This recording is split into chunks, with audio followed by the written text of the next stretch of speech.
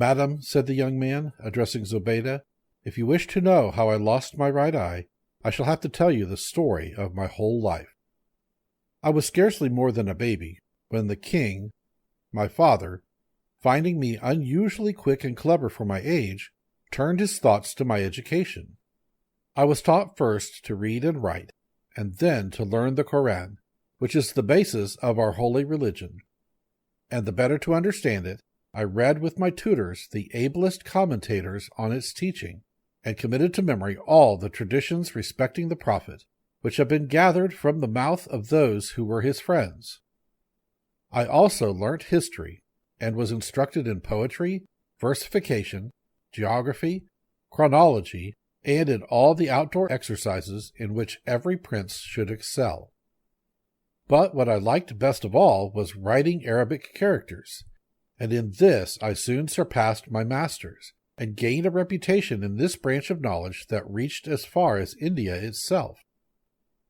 Now the Sultan of the Indies, curious to see a young prince with such strange tastes, sent an ambassador to my father, laden with rich presents, and a warm invitation to visit his court. My father, who was deeply anxious to secure the friendship of so powerful a monarch, and held besides that a little travel would greatly improve my manners and open my mind, accepted gladly, and in a short time I had set out for India with the ambassador, attended only by a small suite on account of the length of the journey and the badness of the roads. However, as was my duty, I took with me 10 camels, laden with rich presents for the Sultan. We had been traveling for about a month, when one day we saw a cloud of dust moving swiftly toward us, and as soon as it came near, we found that the dust concealed a band of 50 robbers. Our men barely numbered half, and as we were also hampered by the camels, there was no use in fighting, so we tried to overawe them by informing them who we were, and whither we were going.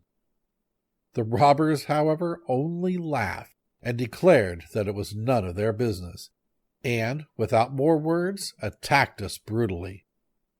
I defended myself to the last, wounded though I was, but at length, seeing that resistance was hopeless, and that the ambassador and all our followers were made prisoners, I put spurs to my horse and rode away as fast as I could, till the poor beast fell dead from a wound in his side. I managed to jump off without any injury, and looked about to see if I was pursued. But for the moment I was safe, for, as I imagined, the robbers were all engaged in quarreling over their booty. I found myself in a country that was quite new to me, and dared not return to the main road, lest I should again fall into the hands of the robbers. Luckily my wound was only a slight one, and after binding it up as well as I could, I walked on for the rest of the day, till I reached a cave at the foot of a mountain, where I passed the night in peace, making my supper off some fruits I had gathered on the way. I wandered about for a whole month without knowing where I was going, till at length I found myself on the outskirts of a beautiful city, watered by winding streams, which enjoyed an eternal spring.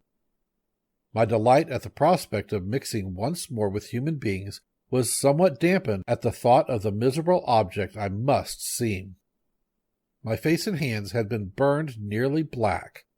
My clothes were all in rags, and my shoes were in such a state that I had been forced to abandon them altogether.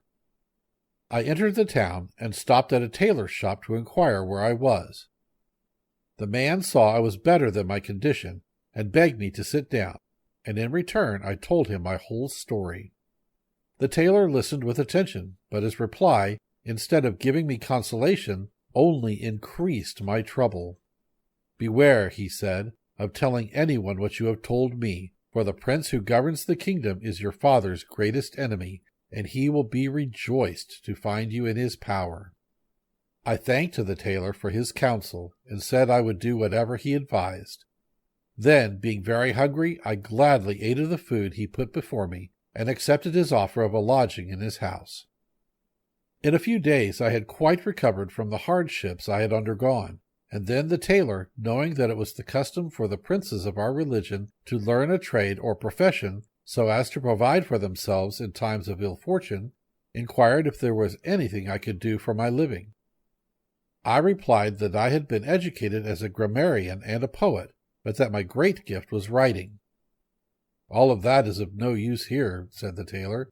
"Take my advice, put on a short coat, and as you seem hardy and strong, go into the woods and cut firewood, which you will sell in the streets. By this means you will earn your living, and be able to wait till better times come. The hatchet and the cord shall be my present." This counsel was very distasteful to me, but I thought I could not do otherwise than adopt it.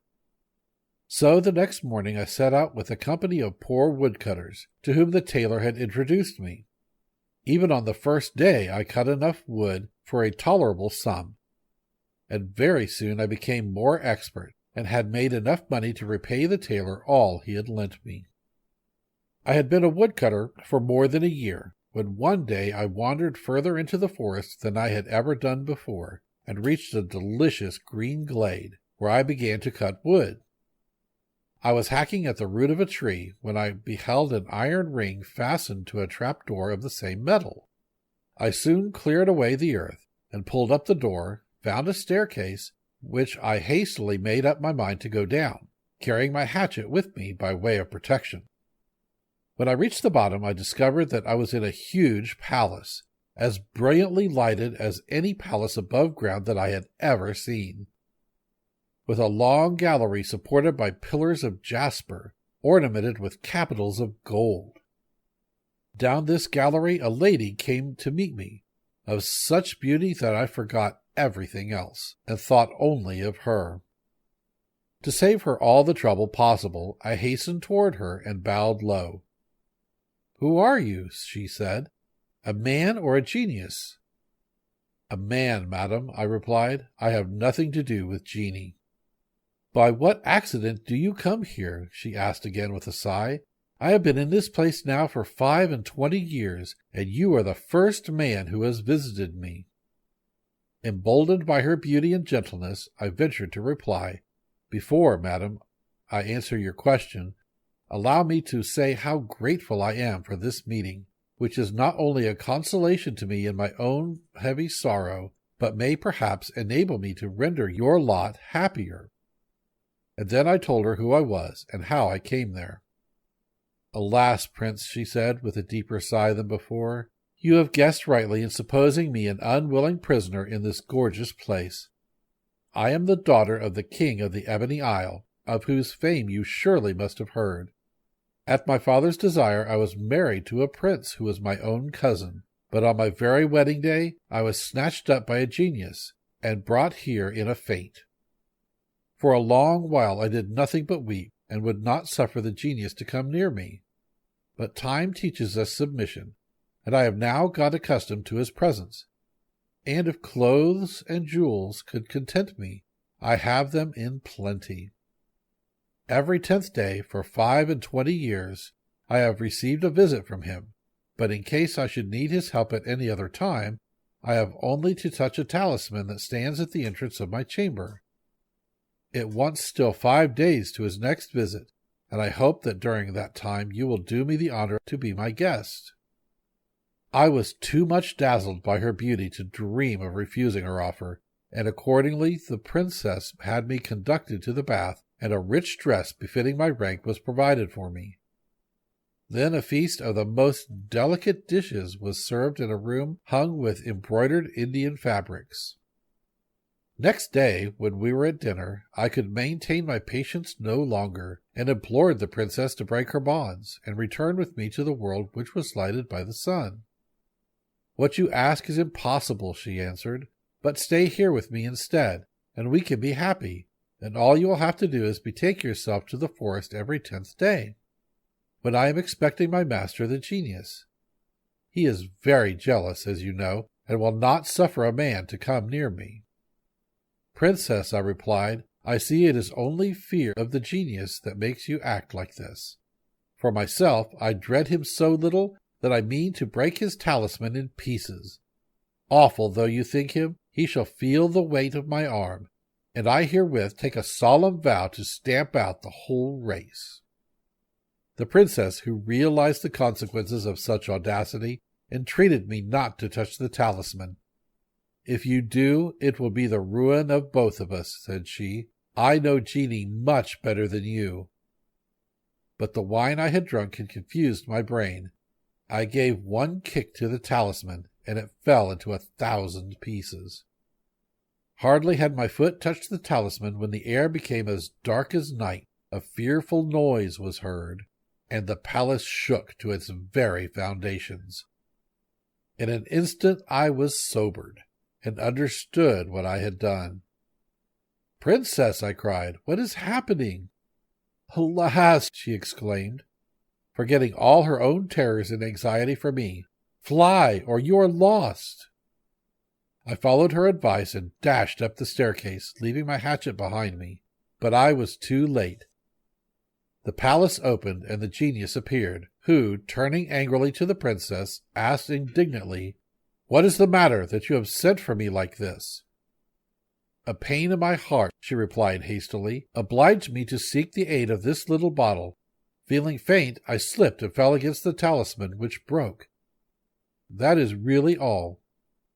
"You are an impudent liar," cried the genius. "How did this hatchet and those shoes get here?" "I never saw them before," she answered, "and you came in such a hurry that you may have picked them up on the road without knowing it." To this the genius only replied by insults and blows. I could hear the shrieks and groans of the princess, and having by this time taken off my rich garments and put on those in which I had arrived the previous day, I lifted the trap, found myself once more in the forest, and returned to my friend the tailor, with a light load of wood and a heart full of shame and sorrow. The tailor, who had been uneasy at my long absence, was delighted to see me. But I kept silent about my adventure, and as soon as possible retired to my room to lament in secret over my folly. While I was thus indulging my grief, my host entered and said, "There is an old man downstairs who has brought your hatchet and slippers, which he picked up on the road, and now restores to you, as he found out from one of your comrades where you live.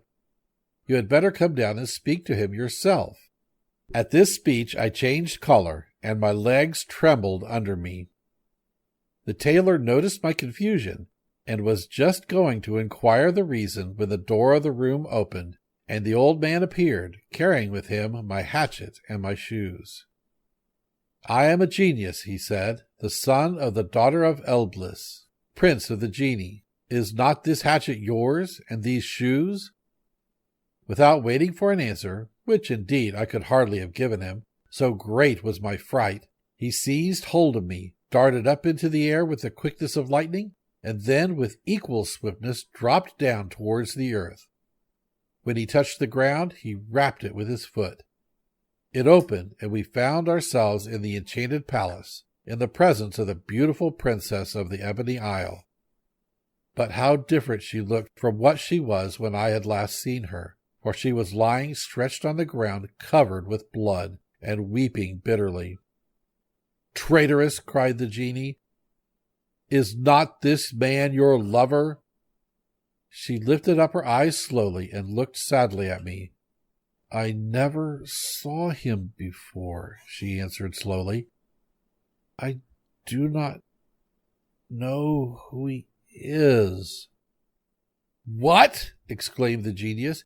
"You owe all your sufferings to him, and yet you dare to say he is a stranger to you?"